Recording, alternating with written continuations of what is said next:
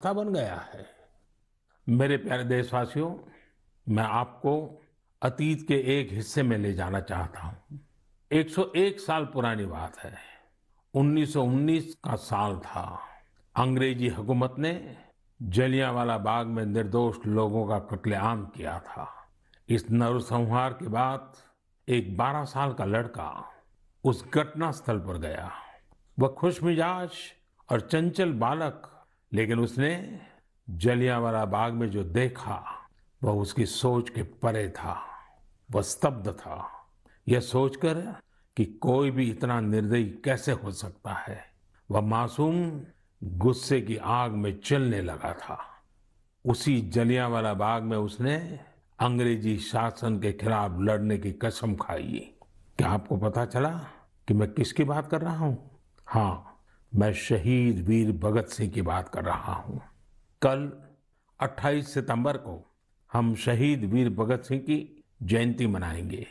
मैं समस्त देशवासियों के साथ साहस और वीरता की प्रतिमूर्ति शहीद वीर भगत सिंह को नमन करता हूं।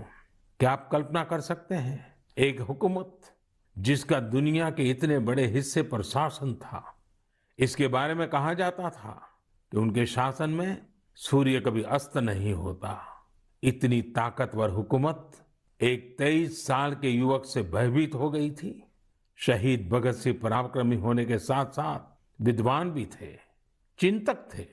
अपने जीवन की चिंता किए बगैर भगत सिंह और उनके क्रांतिवीर साथियों ने ऐसे साहसिक कार्यों को अंजाम दिया जिनका देश की आजादी में बहुत बड़ा योगदान रहा। शहीद वीर भगत सिंह के जीवन का एक और खूबसूरत पहलू यह है कि वे टीम वर्क के महत्व को बखूबी समझते थे।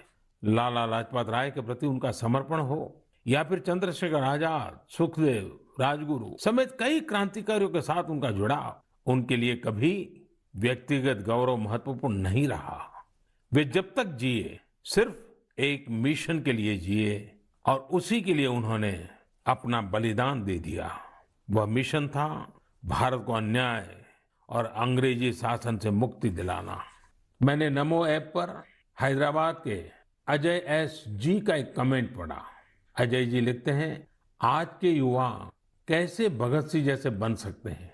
देखिए, हम भगत सिंह बन पाए या न बन पाए, लेकिन भगत सिंह जैसा देश प्रेम, देश के लिए कुछ कर गुजरने का जज्बा जरूर हम सबके दिलों में हो। शहीद भगत सिंह को यही हमारी सबसे बड़ी श्रद्धांजलि होगी। 4 साल पहले लगभग यही समय था जब सर्जिकल स्ट्राइक के दौरान दुनिया ने हमारे जवानों के साहस, शौर्य और निर्भीकता को देखा था। हमारे बहादुर सैनिकों का एक ही मकसद और एक ही लक्ष्य था, हर कीमत पर भारत मां के गौरव और सम्मान की रक्षा करना। उन्होंने अपनी जिंदगी की जरा भी परवाह नहीं की। वे अपने कर्तव्य पथ पर आगे बढ़ते गए और हम सब ने देखा कि किस प्रकार वे विजयी होकर के सामने आए, भारत माता का गौरव बढ़ाया। मेरे प्यारे देशवासियों, आने वाले दिनों में हम देशवासी कई महान लोगों को याद करेंगे जिनका भारत के निर्माण में अमिट योगदान है। 2 अक्टूबर हम सबके लिए पवित्र और प्रेरक दिवस होता है। यह दिन मां भारती के 2 सपूतों महात्मा गांधी और लाल बहादुर शास्त्री को याद करने का दिन है। पूज्य बापू के विचार और आदर्श आज पहले से कहीं ज्यादा प्रासंगिक है। महात्मा गांधी का जो आर्थिक चिंतन था, अगर उस स्पिरिट को पकड़ा गया होता, समझा गया होता, उस रास्ते पर चला गया होता, तो आज आत्मनिर्भर भारत अभियान की जरूरत ही नहीं पड़ती। गांधी जी के आर्थिक चिंतन में भारत की नस नस की समझ थी, भारत की खुशबू थी। पूज्य बापू का जीवन हमें याद दिलाता है कि हम ये सुनिश्चित करें कि हमारा हर कार्य ऐसा हो जिससे गरीब से गरीब व्यक्ति का भला हो। वहीं शास्त्री जी का जीवन हमें विनम्रता और सादगी का संदेश देता है। 11 अक्टूबर का दिन भी हमारे लिए बहुत ही विशेष होता है। इस दिन हम भारत रत्न लोकनायक जयप्रकाश जी को उनकी जयंती पर स्मरण करते हैं। जेपी ने हमारे लोकतांत्रिक मूल्यों की रक्षा में अग्रणी भूमिका निभाई है। हम भारत रत्न नानाजी देशमुख को भी याद करते हैं, जिनकी जयंती भी 11 तारीख को ही है। नानाजी देशमुख जयप्रकाश नारायण जी के बहुत निकट साथी थे। जब जेपी भ्रष्टाचार के खिलाफ जंग लड़ रहे थे तो पटना में उन पर प्राण घातक हमला किया गया था। तब नानाजी देशमुख ने वो वार अपने ऊपर ले लिया था। इस हमले में नानाजी को काफी चोट आई थी, लेकिन जेपी का जीवन बचाने में वो कामयाब रहे थे। इस 12 अक्टूबर को राजमाता विजयाराजे सिंधिया जी की भी जयंती है। उन्होंने अपना पूरा जीवन लोगों की सेवा में समर्पित कर दिया। वे एक राज परिवार से थी। उनके पास संपत्ति, शक्ति और दूसरे संसाधनों की कोई कमी नहीं थी, लेकिन फिर भी उन्होंने अपना जीवन एक मां की तरह वात्सल्य भाव से जन सेवा के लिए खपा दिया। उनका हृदय बहुत उदार था। इस 12 अक्टूबर को उनके जन्म शताब्दी वर्ष के समारोह का समापन दिवस होगा। और आज जब मैं राजमाता जी की बात कर रहा हूं तो मुझे भी एक बहुत ही भावुक घटना याद आती है। वैसे तो उनके साथ बहुत सालों तक काम करने का मौका मिला, कई घटना है, लेकिन मेरा मन करता है मैं आज एक घटना का जरूर जिक्र करूं। कन्याकुमारी से कश्मीर हम एकता यात्रा लेकर के निकले थे।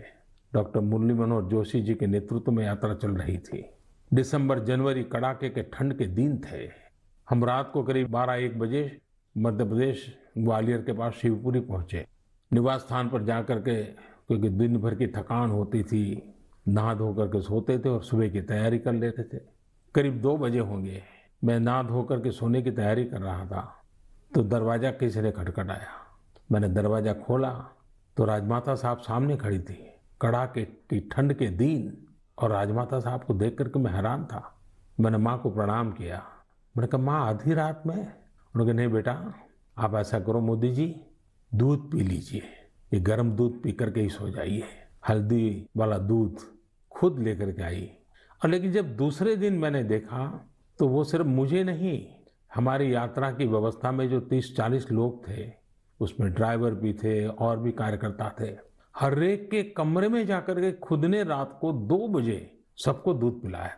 माँ का प्यार क्या होता है, वात्सल्य क्या होता है, उस घटना को मैं कभी नहीं भूल सकता हूँ। यह हमारा सौभाग्य है कि ऐसे महान विभूतियों ने हमारी धरती को अपने त्याग और तपस्या से सींचा है।